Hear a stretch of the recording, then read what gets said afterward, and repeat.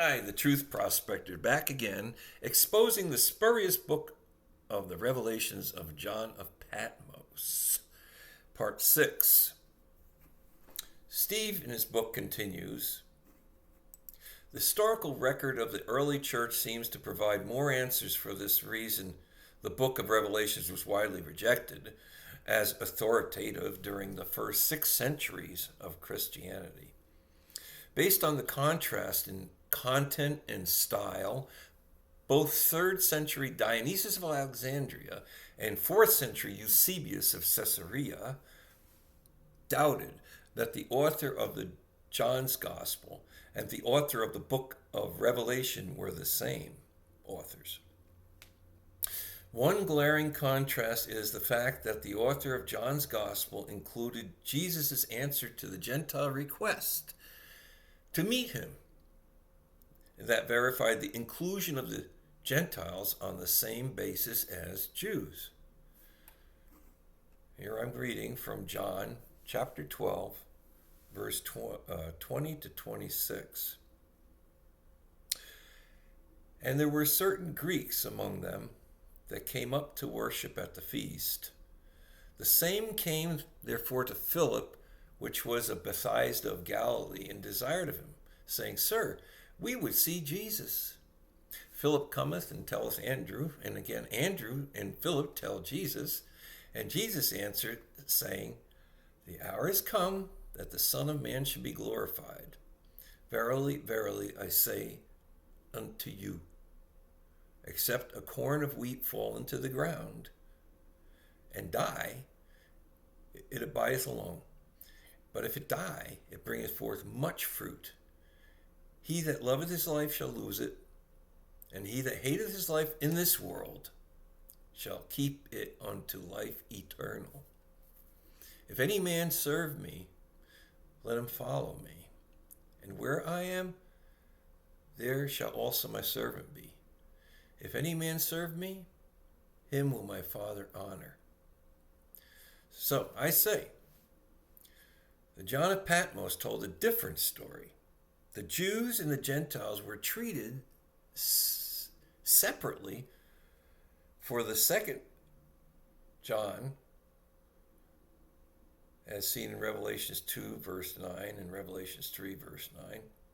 And John of Patmos is grossly interpreted as saying 144,000 Jews will be protected in the last days, with 12,000 taken out of 12 tribes of the children of Israel.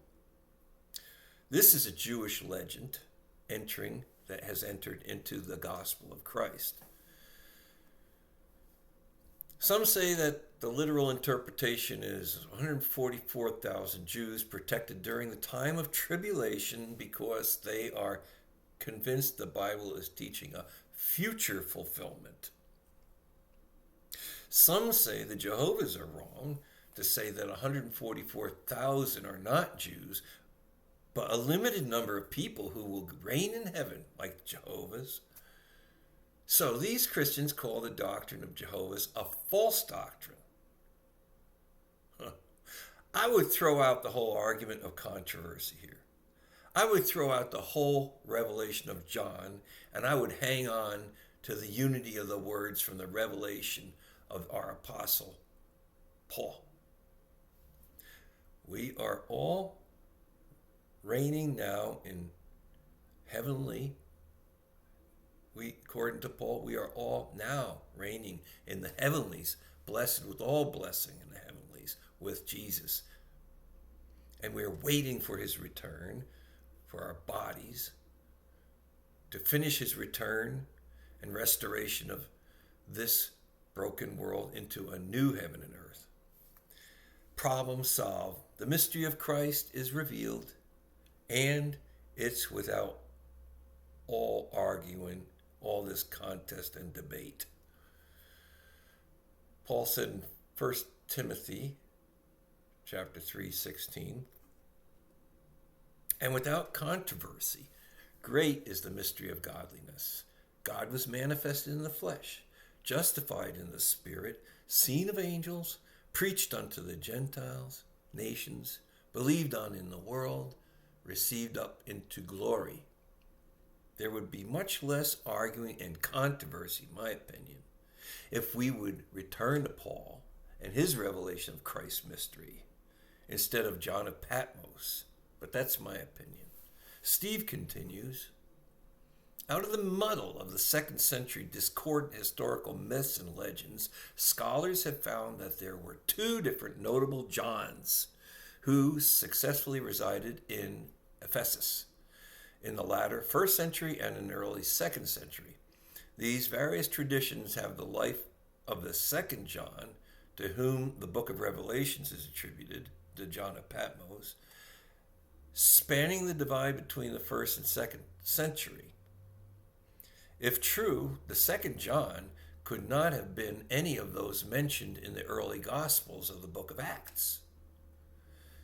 In his book, The Enigma of the 4th Gospel, Robert Eisler historically identifies 2 very different graves that from the 2nd century have been known as John's grave. One grave honoring John resides under the ruins of a basilica built in the 6th century by the last Latin-speaking Eastern Roman Emperor Justinian I.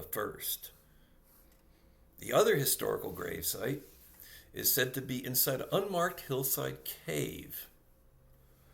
On the feast day of St. John, while other Christians honored St. John in the basilica, the local Greek Christians did so in the hillside cave until the early 1920s, when they were expelled by the Turks. In his lecture on the subject of 2 Johns, delivered during the year of his retirement, the honored Pauline scholar F.F. Bruce stated, to the readers of the English Bible, the designation John the Divine is associated with the last book of the New Testament, entitled, in authorized versions, The Revelation of St. John the Divine. Following the precedent of a number of medieval manuscripts, but when the designation the Divine was attached to St. John in particular, not earlier, so as far as one can tell, than the 3rd century, it was attached to the evangelist, the author of the Logos prologue, rather than the seer of Patmos. Who then was this 2nd John in Ephesus, the seer of Patmos, who mentions the 12 and 144,000 Jews to be redeemed, but he never mentions the body of Christ, and he never mentions Paul, the founder of the churches from both Jews and Gentiles in Asia Minor? The book of Acts and the Pauline epistles first shed light on the community from which this John was spawned.